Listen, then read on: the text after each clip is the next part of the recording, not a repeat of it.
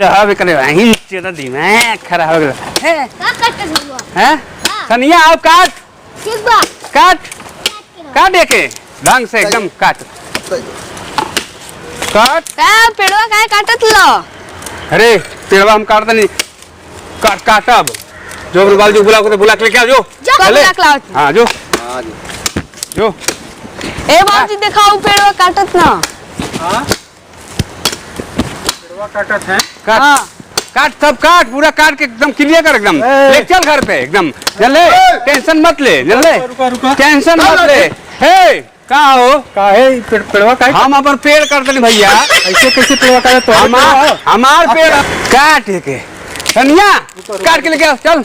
ऐसे कैसे कटबे तोरे पे पेड़ हो? अरे हमार पेड़ हम नहीं करते क्या काटी हो ऐसे कैसे तोरे पेड़ है? अरे भैया जा अपना चाचा के बुला के लेके आओ ना। चाचा माचा ना चलो एक फैसला प्रधान करी नहीं चाचा के कर सुन ला हमार बात सुन ला।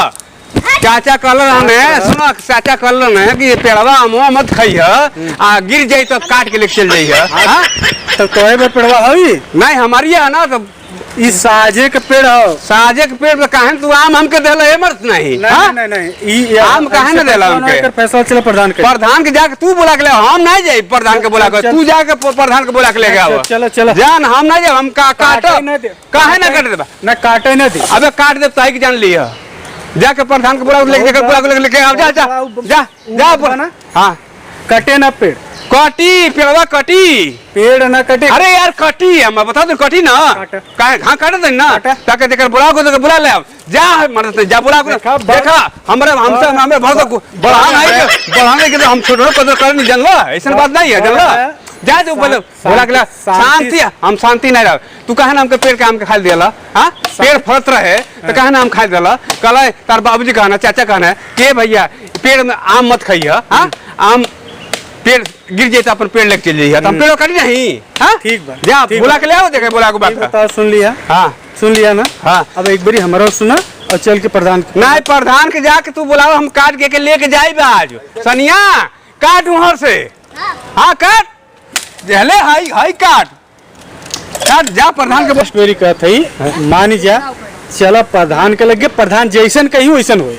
ठीक बा हम तार बड़ो भाई है ना। हाँ। तू बता तो हम समझदारी भाई सन बात नहीं हमको सही नहीं है। चलो ठीक बा चलो चलो चलो चलो वो जैसे कहीं। हाँ चलो चलो चलो चलो प्रधान के पास चलो चलो चलो ए एको जने पेड़ काटे मत जब तक फैसला ना हो तब तक पेड़ कटे ना। ते काटत रहिए हमारा पहले टेंशन मत ले काटत रहिए पेड़ ते चलो हाँ फैसला होए काटत रहिए। प्रधान जी नमस्कार। नमस्कार प्रधान नमस्कार नमस्कार का बात हो भैया? देखी प्रधान जी हाँ बोला पेड़वा हम लगोल लनी है। हाँ। आज हम पेड़वा काटत तनी। हाँ। हमारा छोटका भाई जाके रोको आता है।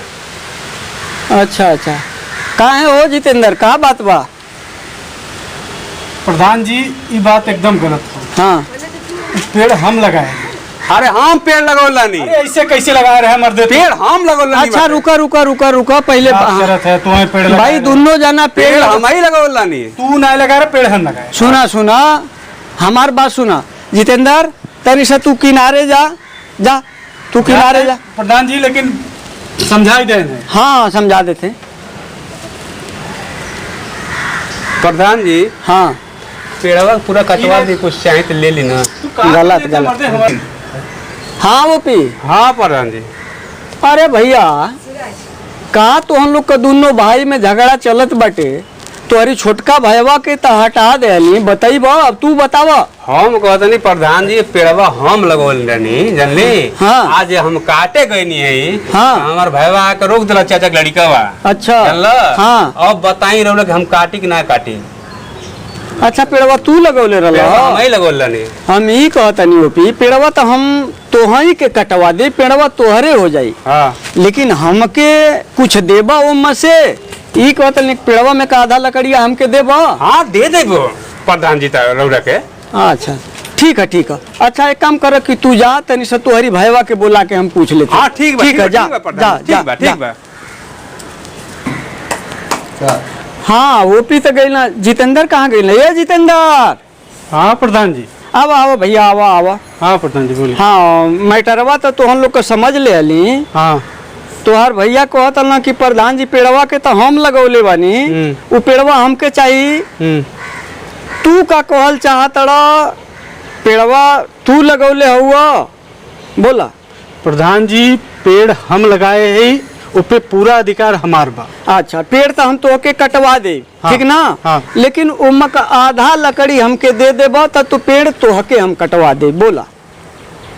ऐसन बा प्रधान जी, हाँ अगर यही आपो की इच्छा बा ना तो ही गर्दनवा हमार कटवाई दे, करे बाद पेड़ आप काटे।